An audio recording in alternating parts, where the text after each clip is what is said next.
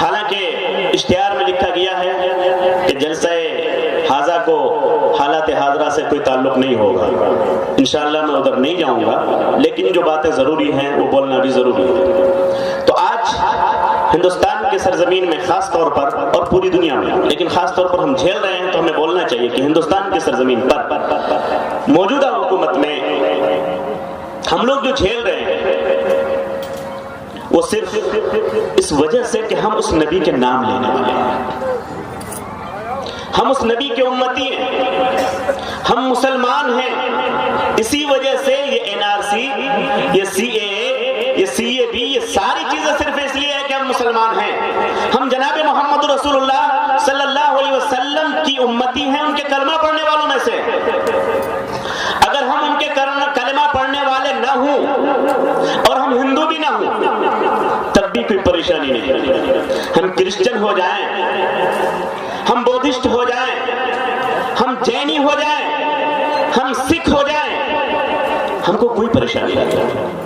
یہی حقیقت ہے نا، اتنا تو آپ لوگ سمجھ ہی گئے ہوں گے جو اتنے دن سے چل رہا ہے، اتنے دن سے جو 70-75 دن سے جو چل رہا ہے، تو اس کا خلاصہ تو یہی ہے نا کہ یہ ساری پریشانیاں صرف مسلمانوں کے لیے ہیں، اور مسلمانوں کو یہ ساری پریشانیاں اس لیے ہیں کہ آپ جناب محمد رسول اللہ صلی اللہ علیہ وسلم کے نام لینے والے ہیں۔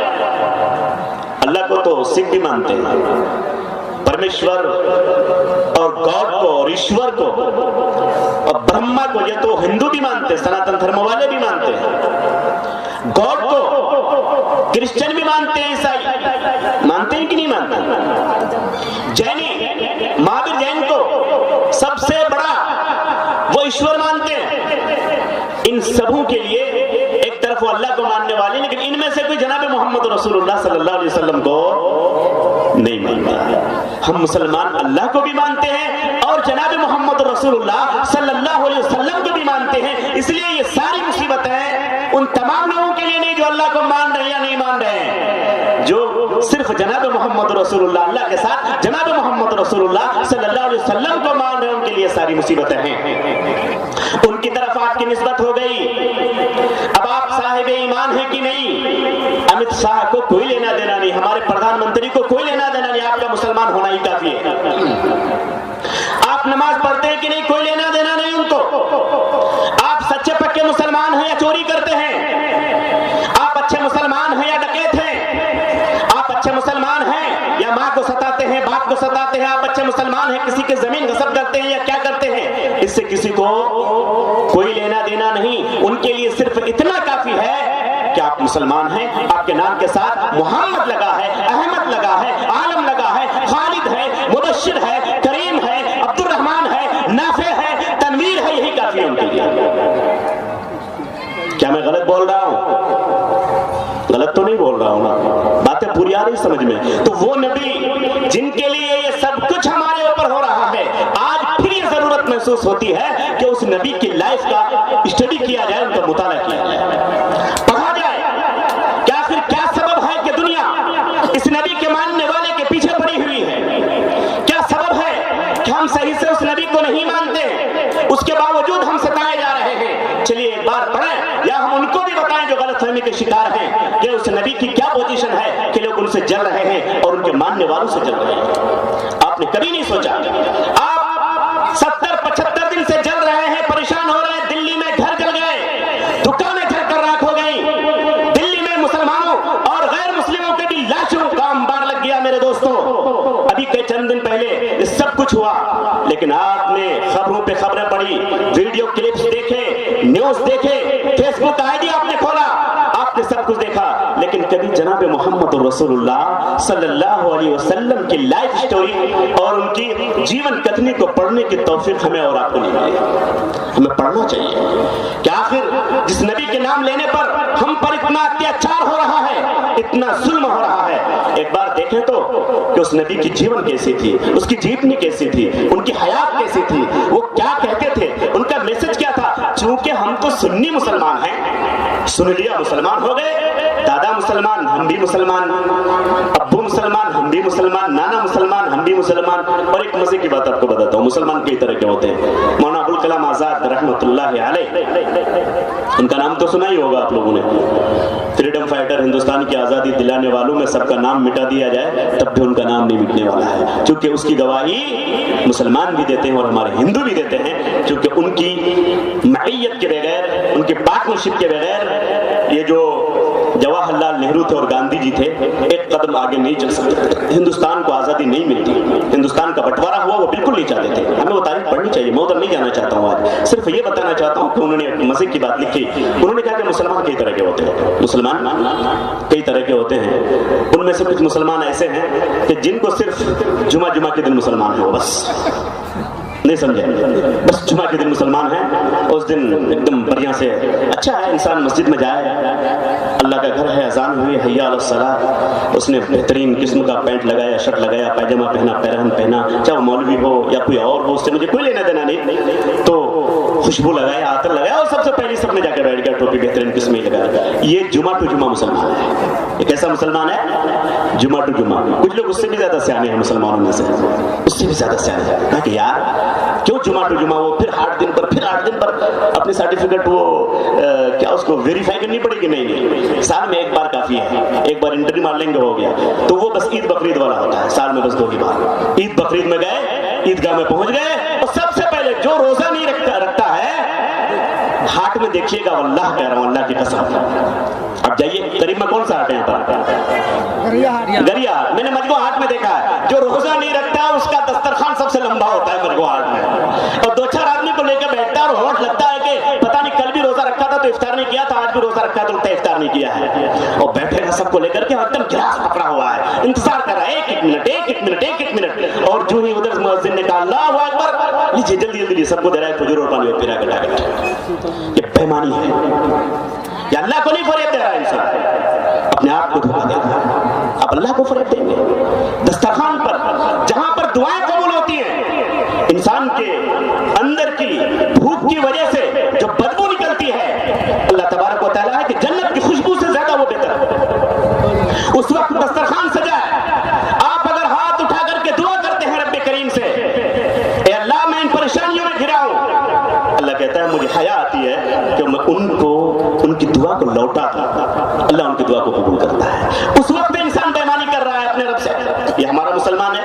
तो ऐसे मुसलमान सबसे पहले दस्तरखान में भी आगे रहेंगे और ईदगाह में भी सबसे आगे रहेंगे। मेरे दोस्तों, मैं एक जलसे में गया हुआ था, तो वहां पर लोगों ने, रमजान आने वाला है इसलिए मैं कह रहा हूं चीज को, हो सके तो कीजिएगा। उन लोगों ने कहा कि 2 चीजें हैं।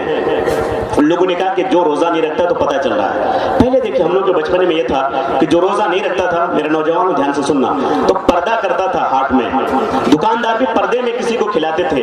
लेकिन अब हालत यह है कि खुलेआम खा रहा है, पी रहा है।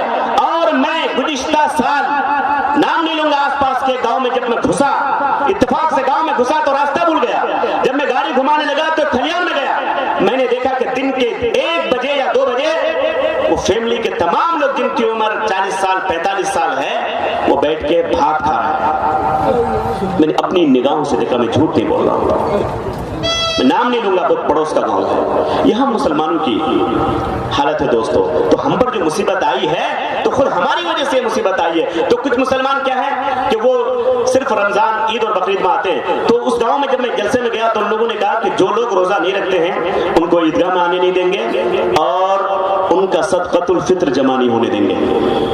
मैंने कहा कि इनमें से एक काम कीजिए, दूसरा वाला मत कीजिए।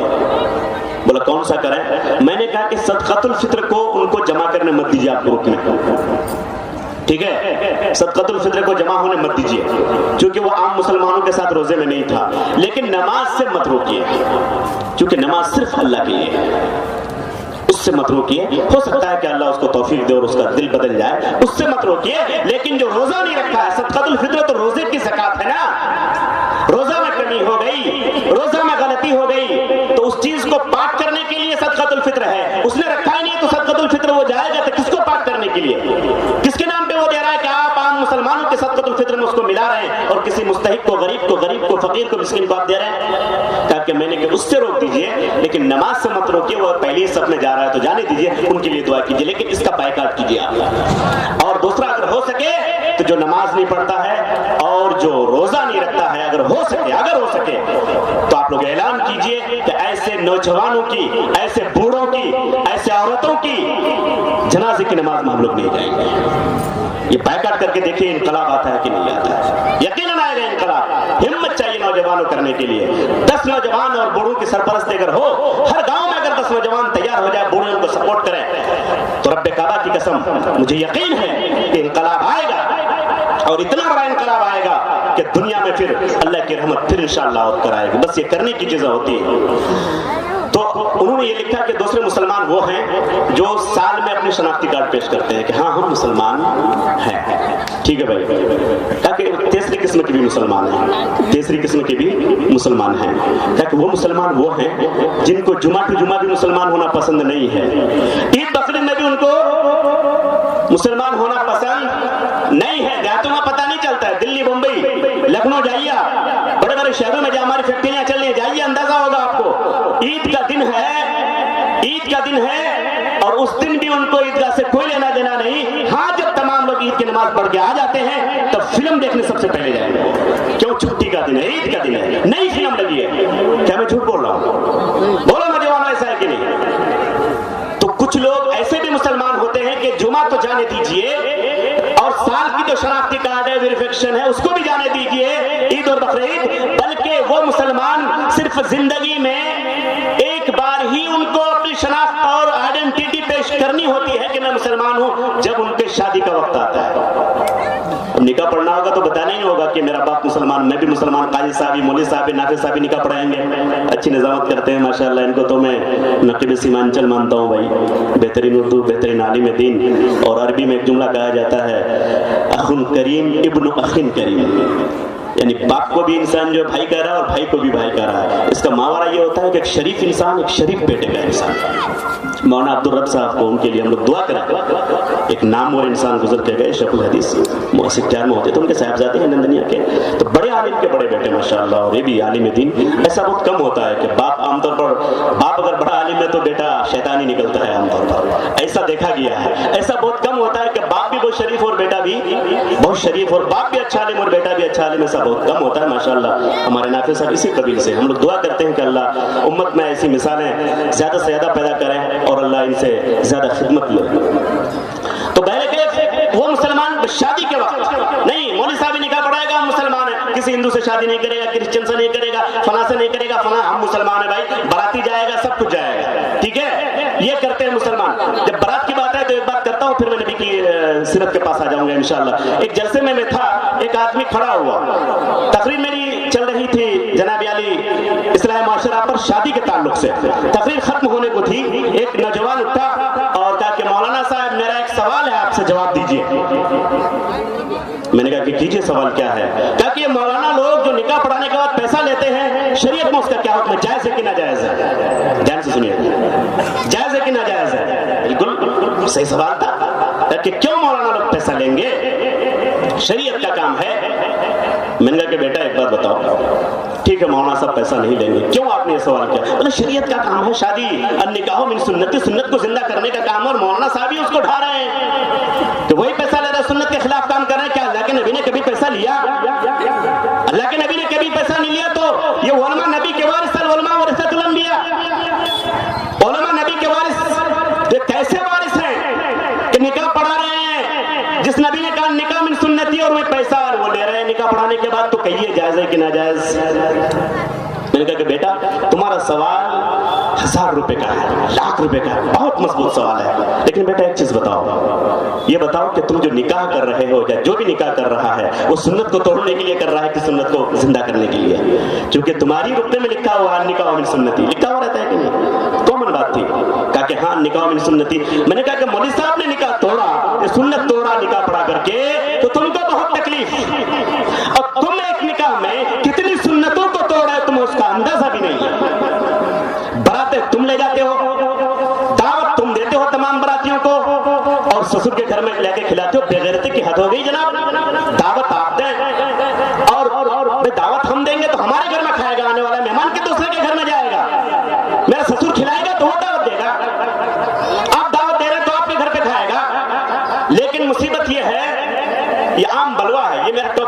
کبھی موقع ملا تو بتاؤں گا آپ کو. لیکن مصیبت یہ ہے جناب عالی بارات کے تعلق سے کہ گھر والا بھی عجیب ہے. لڑکی کے باپ نے لیکن مجبور ہے بیچارہ. لڑکی کا باپ جس کو دعوت دیتا ہے تو خالو کو, ساڑو کو, ماموں کو, نانا کو, رشتہ دار کو, دوست کو, احباب کو, سب کو رخ دیا مان کے. اب وہ چمانا لکھنے کے لیے بیٹھا رہتا ہے. دعوت دیا ہے مہمانی کھانے کے لیے اور ایک آدمی کو ٹارگٹ میں بٹھا دیا ہے. کیا سندیش لے کے آیا, تحفہ لے کے کیا آیا؟ نہیں ہوتا ایسا. سندیش کیا لے کے آیا, چمانا کتنا دیا, یہ ساری چیزیں نوٹ کی جاتی ہے, ایک ایک کر کے نوٹ کی جاتی ہے. انسان کی زمین کا کباڑہ کھو جائے تو NRC سے پہلے اتنی فکر نہیں تھی, اب تو فکر ہونے لگی ہے مولانا کہ چلو اگر زمین کا کاغذ ٹکڑا بھی مل جائے تو سنبھال کے رکھتے ہیں. لیکن پہلے زمین کے کاغذ کی اتنی حفاظت نہیں ہوتی تھی جتنا چمانا کے کاپی کی حفاظت لوگ کیا کرتے تھے. نہیں کرتے تھے. 10 سال پہلے اور وہ 85 روپے دیا تھا. ابھی سوچو 50 روپے اس وقت وہ دیا تھا, آج جوڑ کے دیکھو اس کی کتنی قیمت ہو جائے گی. نہیں 85 ٹکا دیا تھا, چلو 100 ٹکا دے دیتے ہیں. احسان کر رہا ہے 50 روپے بنا کر کے. بے غیرتی کیا ہے, جب دعوت دی ہے اس کو کھانے کے لیے اور لکھوا رہے کیا لے کے آیا ہے, کتنا پیسہ دے رہا ہے, میں نے کیا دیا تھا, وہ مجھے کیا دے رہا ہے. بے غیرت مسلمانوں کان کھول کر سن لو, اللہ نے تمہیں حیثیت دی تھی 10,000 روپے مہینہ کماتے تھے, 30,000 روپے مہینہ کماتے ہو, تم کو اسی حساب سے دینا چاہیے. تمہارا دوست غریب ہے, وہ تمہیں اسی حساب سے دے گا. اللہ تم کو تمہارے حساب سے پوچھے گا, اس کو اس کے حساب سے پوچھے گا.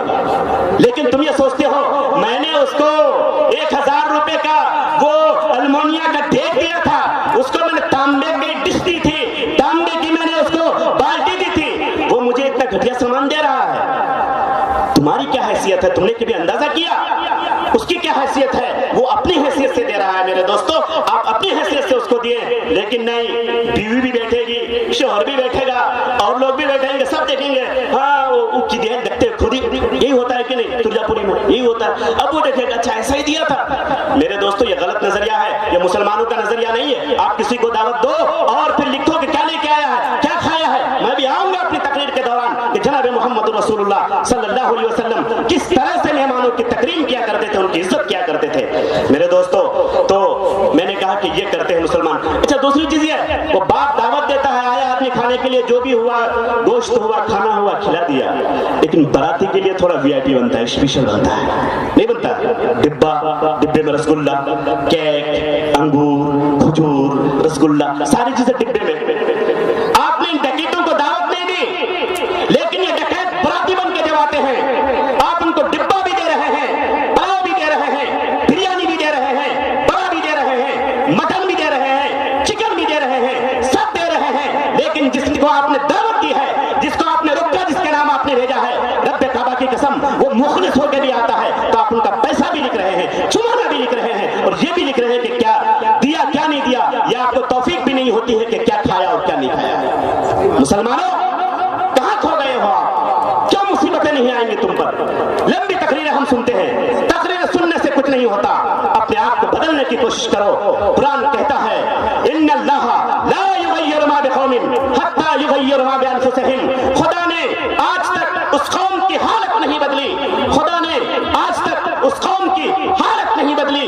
نہ ہو خیال خود جس کو اپنی حالت کے بدلنے کا, جب تک آپ خود اپنی حالت کو بدلنے کا تہیہ نہیں کر لیتے ہیں, ارادہ نہیں کر لیتے ہیں, عزم نہیں کر لیتے ہیں. رب کعبہ کی قسم مدد تو پروردگار عالم اپنی نبی کو بھی نہیں کیا جب تک وہ میدان جنگ میں نہیں آ گیا. دندان مبارک نبی کا شہید ہوتا ہے. نبی سے زیادہ آپ ہوشیار ہو گئے, نبی سے زیادہ آپ پاک باز ہو گئے, نبی سے زیادہ آپ کی دعائیں قبول ہو جائیں گی, نبی سے زیادہ نمازی آپ ہو گئے. کبھی نہیں ہو سکتے دوستو. نبی اگر ایک بار دعا کر دیں جبرائیل آ جاتے ہیں, نبی دعا کریں جبرائیل آ جاتے ہیں. اے آقائے دو جہاں, یہ طائف والے آپ کو ستاتے ہیں, یہ مکے والے آپ کو ستاتے ہیں, ایک بار اجازت دے دیں, دونوں پہاڑوں کو اٹھاؤں گا. پہاڑ کا فرشتہ آتا ہے, کہتا ہے اللہ کے رسول صلی اللہ علیہ وسلم ایک بار صرف اجازت دے دیں, لب آپ کے ہلیں گے, لب کا ہلنا بعد میں بند ہوگا, میں دونوں پہاڑوں کو اٹھاؤں گا اور آپ کے دشمنوں کے بیچ میں چکنا چور کر دوں گا. ایسا نبی جن کی دعائیں قبول کرنے کے لیے عرش ہل رہا ہو کہ کب نبی کے مبارک زبان سے الفاظ نکلے دعا کے اور رب کا عرش اس کو قبول کرے. ایسا نبی, ایسے نبی کو میدان میں نکلنا پڑا, ایسے نبی کے دندان مبارک شہید ہوئے, ایسے نبی کو ساتھیوں کے ساتھ جانا پڑا, ایسے نبیوں کو شادی کر کے بتانا پڑا, ایسے نبی کو امتی کے ساتھ जलावल चुनना पड़ा। साथियों के साथ हैं, काम बांट लिया, आपको ये काम करना है, इनको पानी लाना है, इनको चूल्हे में आग लगाना है, इनको चावल साफ करना है, इनको फल तोड़ के लाना है, इनको ऊँटों को चारा देना है। अल्लाह के रसूल बाकी रह गए, एक काम बाकी रह गया। अल्लाह के रसूल बाकी रह गए, एक काम बाकी रह गया। काम जलावन तोड़ के लाना है, लकड़ी तोड़ के लाना है ताकि चूल्हे में जलाने का काम हो। काम एक बचा है, शख्स भी एक, शख्सियत भी एक बची है। साहबा ने कहा, तमाम साहबा ने, मैं ले लूंगा, उसने कहा मैं ले लूंगा, उसने कहा मैं ले लूंगा।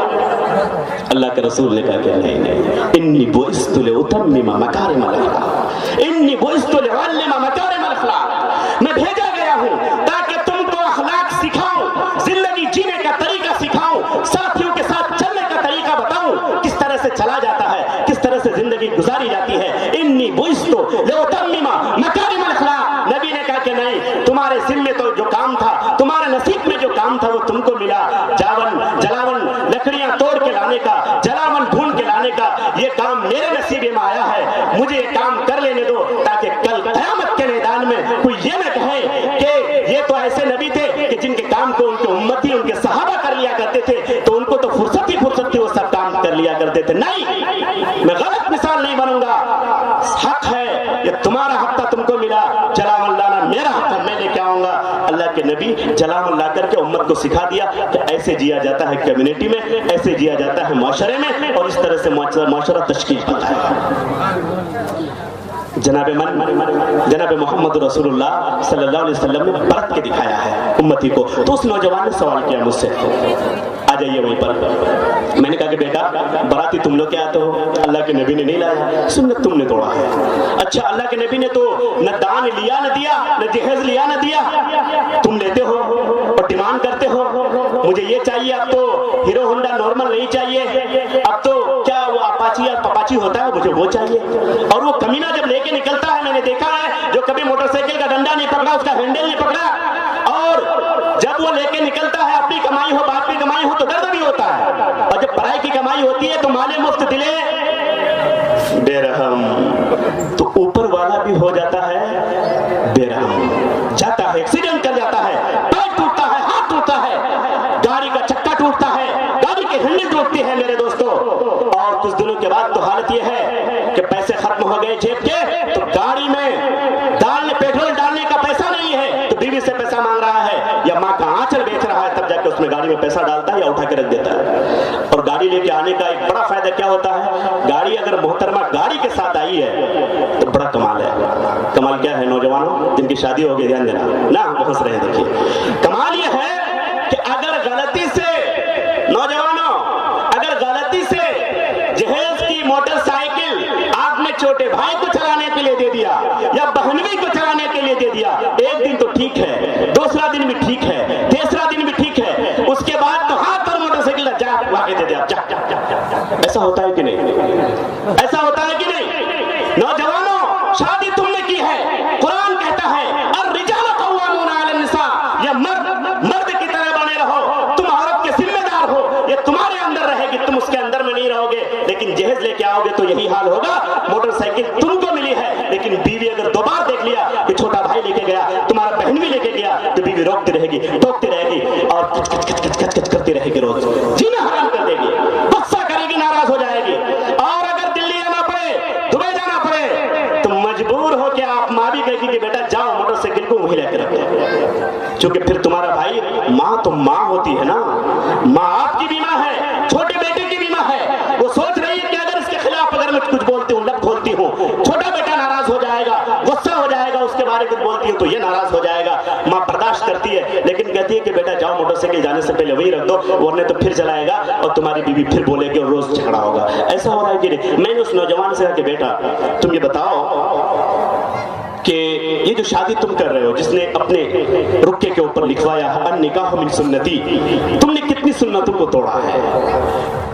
तुमने बारात बुला करके इसको तोड़ा, दान लेकर के तुमने दूसरे को तोड़ा, और बाराती ला करके वहां खिला रहा है, तुमने तीसरे को तोड़ा, और चौथे को ये तोड़ा कि जो गरीब है उनको तुमने छाटा है दावत में, जो थोड़ा वीआईपी किस्म के लोग हैं, बेहतरीन किस्म के लोग दिखते हैं, तुमने उसको वीआईपी बना करके इनविटेशन दिया है, काट दिया है के लिए उसको कहा है, तो बेटा तुमने ये चौथी गलती की है, इतनी गलतियां तुम करो तो तुम पे कोई जुर्माना नहीं, तुम पे कोई सवाल नहीं, कोई क्वेश्चन नहीं, कोई बात नहीं, कोई पूछने वाला नहीं है कि ऐसा करना कैसा है शरीयत की रोशनी में। और ये बेचारा मौलवी साहब अगर 200 रुपए ले लेता है तो तुम बीच महफिल में खड़े होकर सवाल कर रहे हो। फिर मैंने कहा कि जवाब उसका यह है कि हालांकि ये सही जवाब नहीं दे रहा हूं, लेकिन वो देना उस वक्त जरूरी था और समझना चाहिए आप लोगों को। मैंने उस वक्त ये कहा कि अगर शादी सुन्नत के मुताबिक हो रही है मौलाना नाफिस साहब, अगर शादी सुन्नत के मुताबिक हो रही है, उस पर अगर मौलाना साहब पैसा ले रहे हैं तो नाजायज है।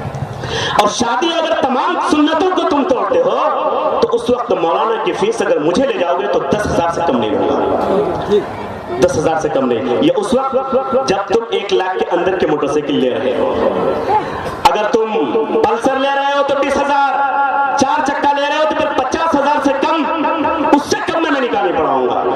तमाम चीजें तुम करो और कवानीन मेरे ऊपर सिर्फ नाफिज होंगे, ये किसने तुमको कहा है? तुम भी मुसलमान, मैं भी मुसलमान, तुम भी नबी की सुन्नत के पैरोकार, हम भी पैरोकार, दोनों एक ही जगह है। लेकिन मुसीबत यह है कि तुम्हारे दिल में बड़ा जज्बा उठता है कि ये मौलवी साहब क्यों ऐसा पैसा ले रहे हैं, ये गलत हो रहा है। लेकिन तुम जो कर रहे हो तुम पे कोई उंगली उठाएगा नहीं, कोई नहीं उठा सकता। ये सोच मुसलमानों, मैं ये मिसाल इसलिए भी दे रहा हूं कि आज हमारी आदत ये हो गई है कि हम हमेशा अपनी मजबूरी को दूसरों की तरफ इशारा करते हैं कि गलती उनके अंदर है, कभी हम अपनी तरफ नहीं झांकते हैं कि गलती हमारी तरफ भी है। आप इन उंगलियों को उठाओ, किसी की तरफ इशारा करो, आपको एहसास होगा कि एक उंगली जिसकी तरफ इशारा कर रहे हैं कि फलां के अंदर ये बुराई है या आदमी गुजर रहा है उसके अंदर ये बुराई है, आप उसी वक्त अपनी उंगली की तरफ देखो, आपको ताज्जुब होगा कि एक उंगली उस बुराई के लिए उधर इशारा कर रही है, बाकी 1, 2, 3 उंगलियां आपकी तरफ इशारा कर रही है कि बुराई में आप भी फंसे। कभी सोचा आपने कि हम जिसकी तरफ देख रहे हैं, जिसको बुरा कह रहे हैं, एक उंगली उसकी तरफ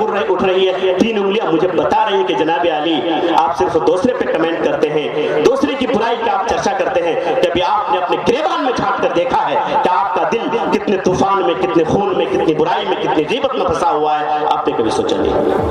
मेरे दोस्तों, इन सारी चीजों का इनकलाब कब आएगा? जब जनाब मोहम्मद रसूलुल्लाह सल्लल्लाहु अलैहि वसल्लम की जिंदगी का हम मुताला करेंगे और जनाब मोहम्मद रसूलुल्लाह सल्लल्लाहु अलैहि वसल्लम की जीवन को, उनकी सीरत को, उनकी पूरी लाइफ स्टाइल को अपनी लाइफ स्टाइल बनाएंगे, अपनी जिंदगी में ले आएंगे, तभी हमारी जिंदगी में इनकलाब आ सकता है। आइए, मेरा दिल चाहता है कि एक बार उस अजीम नबी, उस महान इंसान, उस खातिमुन नबीयीन, वो दाना सुबुल खत्मुर रसूल, वो मौलाए कुल, वो जो अल्लाह के बाद तमाम शायरों से आपने सुना कि बाद खुदा बुजुर्ग तो किस्से मुख्तसर, पूरी रोए जमीन पर अल्लाह के बाद अगर सबसे ऊंचा मकाम किसी का है तो जनाब मोहम्मद रसूलुल्लाह सल्लल्लाहु अलैहि वसल्लम का है। आइए, अभी मेरा दिल चाहता है कि इस भरी महफिल में मैं एक बार चाहूं कि जनाब मोहम्मद रसूलुल्लाह सल्लल्लाहु अलैहि वसल्लम के ऊपर दरूद इब्राहिमी का नजराना पेश करें। पढ़िए, अल्लाहुम्मा सल्ली अला मुहम्मद व अला आलि मुहम्मद कमा सल्लैता अला इब्राहिम व अला आलि इब्राहिम इन्नका हमीदुम मजीद।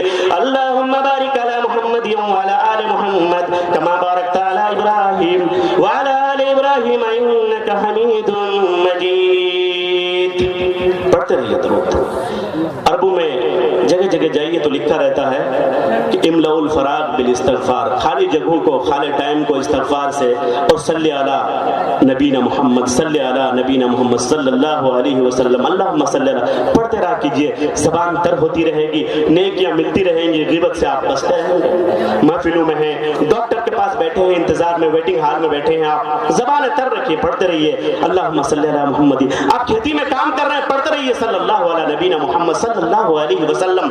आप तिजारत कर रहे हैं, दुकान कोई ग्राहक नहीं, पढ़ते रहिए। कुरान नहीं पढ़ सकते हैं, खोल नहीं सकते हैं, तो इसको किसने मना किया है आपको कि सल्लल्लाहु अलैहि वसल्लम से कह के अपनी ज़बानों को आप तर रखा कीजिए। मेरे दोस्तों, मैं अक्सर कहा करता हूं, इन जब से ये एनआरसी, सीए और सीएबी चला है, मैं अक्सर महफिलों में कहा करता हूं, दोस्तों एक पहलू तो ये है कि हम जनाब मोहम्मद रसूलुल्लाह सल्लल्लाहु अलैहि वसल्लम के नाम लेने वाले हैं, इसलिए हम सताए जाते हैं। लेकिन दूसरी तरफ सच्चाई ये भी है कि जनाब मोहम्मद रसूलुल्लाह सल्लल्लाहु अलैहि वसल्लम के हम सिर्फ नाम लेने वाले हैं। हकीकत ये है कि हम जनाब मोहम्मद रसूलुल्लाह सल्लल्लाहु अलैहि वसल्लम की जिंदगी से बहुत दूर जा चुके हैं, बहुत दूर जा चुके हैं। इसलिए मैं